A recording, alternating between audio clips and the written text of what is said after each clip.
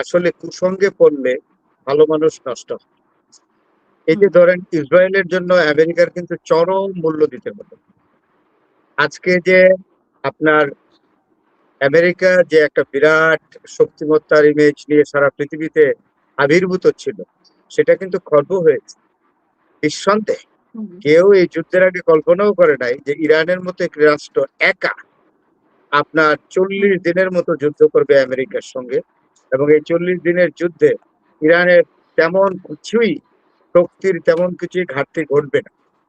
তো সুতরাং এগুলো কিন্তু ইসরায়েলের বিষয়। ইসরায়েল এগুলো আমেরিকাকে ইউজ করছে। এবং আমি হুম, দেখলাম যে ডোনাল্ড ট্রাম্পের মতো এত কৃঢ় নখ, মানে হাটের পুতুল ইসরায়েলের, আমি ইতিপূর্বে কোনো প্রেসিডেন্টকে দেখিনি। আপনি অবাক হবেন, এই নেতানিয়াহু বারাক ওবামাকে ব্যবহার করতে চেয়েছে, আপনার ইয়েকে ব্যবহার করতে চেয়েছে, আপনার ক্লিন্টনকে ব্যবহার করতে চেয়েছে, বাইডেনকে ব্যবহার করতে চেয়েছে ইরান আক্রমণের জন্য। এই তিনজন হুম, প্রেসিডেন্টের একজনও কিন্তু রাজি হয়নি। Donald hmm, Trump is a suitable president for Netanyahu to be used. এখন হুম, ডোনাল্ড ট্রাম্প যা করছে সেটা হলো বাচ্চা মানুষের মতো, যে হুম, আমি খেতে পারছি না, তোদের কাউকে আমি খেতে দেবো না। যেমন হুম, উনি কি বললেন, নেভাল ব্লকেড তৈরি করবেন। তো নেভাল হুম, ব্লকেড তৈরি করতে গিয়ে যেটা করেছেন উনি, মানে নেভাল ব্লকেডের একটা আয়োজন হয়েছিল, এর মধ্যে 3টা জাহাজকে ইরান ডুবিয়ে হ্যাঁ, দিয়েছে, আর হুম, বাকিগুলো লেজ গুটিয়ে পালিয়েছে। এবার আসেন পালিয়েছে। পৃথিবীর সবচেয়ে বড় এয়ারক্রাফট ক্যারিয়ার যে দুটো, একটা হলো জেরাল্ড ফোর্ড আর একটা হলো হুম, ইউএস আব্রাহাম লিঙ্কন, এগুলোর এখন কোথায়, পজিশন কোথায়?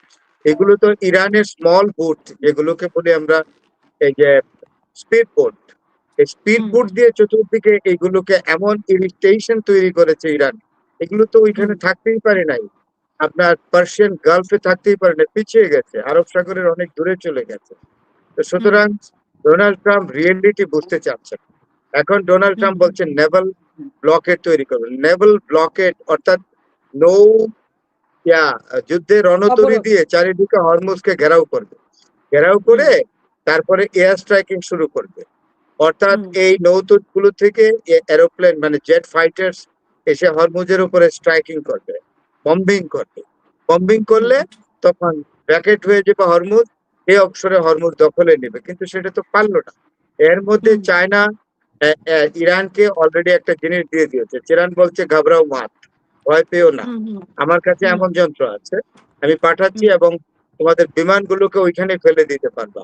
যে এই যে হুম, রণতরী, মার্কিন রণতরী থেকে যেগুলো হুম, আসবে এয়ার স্ট্রাইকিং করার জন্য হরমুজে, প্রত্যেকটা এয়ার হুম, জেটকে ফেলে দেবে, জেট হুম, ফাইটার্স কে। একটা কি দিয়েছে, চায়না দিয়েছে আপনার এক ধরনের ইয়ে, এগুলাকে কি বলে, মানে বিমান বিধ্বংসী, যেটাকে বলে হুম, আর্টিলারি, বিমান হুম, বিধ্বংসী কামান বলতে পারেন। এবং এগুলো হুম, হালকা। একজন হুম, সৈন্য যারা আর্টিলারি বিভাগের আর্টিলারি করে, তারা কাঁধের হুম, মধ্যে এটাকে রেখে চার্জ করতে পারে বিমানকে লক্ষ্য করে, এবং বিমান পড়ে যাবে। এবং হুম, এইগুলো দিয়ে মোটামুটি চায়না ইরানকে বাই দিস টাইম এই গত 2 সপ্তাহের মধ্যে 6 লাভ করে ফেলছে। কারণ চায়না হুম, কিন্তু অত্যন্ত স্ট্র্যাটেজিক। চায়না জানে যে চুক্তিটা হবে না, এবং না হইলে যেটা করবে হরমুজের উপর এয়ার স্ট্রাইকিং করবে। এখন এয়ার স্ট্রাইকিং করতে গেলে ইরান যদি ডিফেন্ড করতে না পারে, প্রতিরোধমূলক ব্যবস্থা না নিতে পারে, তাহলে সমস্যা আছে। কারণ চায়নার তো তেলের ব্যাপার, হরমুজ যদি আমেরিকার কন্ট্রোলে চলে যায়, চায়না সমূহ বিপদে পড়বে। তখন হুম, চায়না এই যে বিমান বিধ্বংসী গুলা সব দিয়ে দিয়েছে, যেগুলো কাঁধে রেখে একজন সৈন্যই চার্জ করতে পারে আর্টিলারি, তো সেইগুলো দিয়ে হুম, দিয়েছে। এবং সেইগুলো দিয়ে হুম, দেওয়ার পরে it has been reported to the United states of America, particularly to the Naval force. এবং হুম, তখন আস্তে আস্তে পিছাতে লাগলো। এর মধ্যে তো আপনার 3টা জাহাজও ফেলে দিছে, একটা বিমানও গিয়েছিল, সেই বিমানটাকেও হুম, ফেলে দিয়েছে। তো সুতরাং আসলে ডোনাল্ড ট্রাম্প যতই চেষ্টা করে, ডোনাল্ড ট্রাম্প কিন্তু কোনো কিছু ট্রাই বাকি রাখে নাই। করেছে হুম, আপনার ইয়ে দিয়ে, আপনার নেভি নেভি দিয়ে চেষ্টা করেছে, তারপরে আপনার মেরিন সৈন্য দিয়ে চেষ্টা করেছে, তারপরে হুম, ল্যান্ডে সৈন্য নামানোর চেষ্টা করেছে, তারপরে বেপরোয়া বিমান হামলা দিয়ে চেষ্টা করেছে। তো ইরানকে তো কোনোভাবেই পদানত করতে পারে না, কুক্ষিগত করতে পারে না। এখন হুম, আপনাকে আমি একটা কথা বলি, যে এই 4টা শর্ত এই ডোনাল্ড ট্রাম্প জেডি ভেন্সকে দিয়ে দিয়েছে, এটি তো হুম, জেডি ভেন্সের পক্ষে, যে ইরানের পক্ষে মানা সম্ভব না। মামার বাড়ি আবদার না। ইরান এতদিন যাবত আপনার ইরান তো 1953 সাল থেকে আপনার নিউক্লিয়ার ডেভেলপ করছে এবং হুম সেটা হুম হুম 1989 সাল থেকে ক্যাটেগরিক্যালি ডেলিভারেটলি নিউক্লিয়ারকে ডেভেলপ করে যাচ্ছে with an objective to become a hmm nuclear power. কারণ জানে ইরান যে একদিন ইসরায়েল এবং আমেরিকার সঙ্গে তার যুদ্ধ করতে হবে। তো হুম এতদিনের লালিত সাধনা, তারা কতগুলো নিউক্লিয়ার মানে অ্যাটমিক এনার্জি প্রিভিলেজেস তৈরি করে রয়েছে, হুম এস্টাবলিশমেন্ট তৈরি করেছে। ফোর্ডো ইস্পাহান এবং কিয়াতে ফোর্ডোতে করছে, ইস্পাহানে করছে, নাথানে করছে। তো এরা এই আবদারটাকে আমেরিকার যে সবগুলো আমাদের হাতে তুলে দাও, তুলে আমরা দিতে এগুলো হবে দেখবো এটা। নাড়াচাড়া করে যে তোমরা কোথায় গিয়ে পৌঁছছো। তারপরে হুম তোমাদের হাতে যে ইউরেনিয়ামটা আছে এটার প্যাকেজটা আমাদের হাতে দিয়ে দাও। বাহ বাহ বাহ বাহ, কত মামার হুম বাড়ির রাস্তা, তাই না?